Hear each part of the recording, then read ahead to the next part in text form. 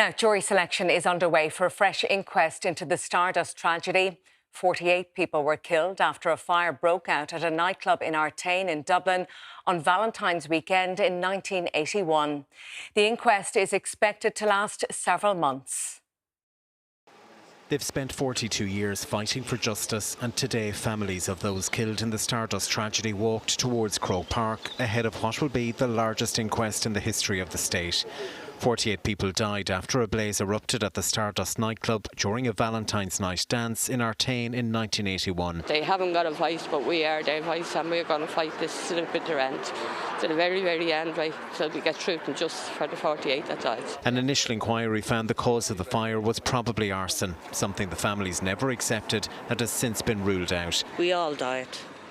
All of the north side died that day, but our family has never been the same since. Devastated our family. Among those killed, siblings George, William and Marcella McDermott. For the first few years, it was just chaos in the home.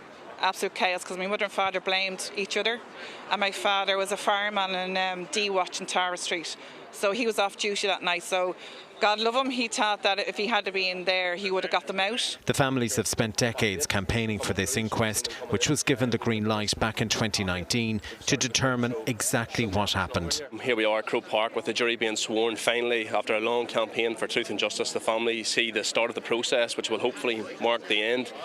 So it's a momentous day.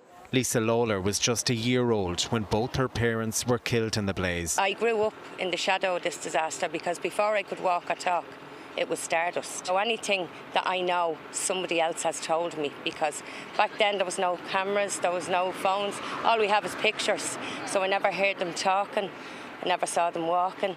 The inquest is expected to last at least 6 months. Paul Quinn, Virgin Media News.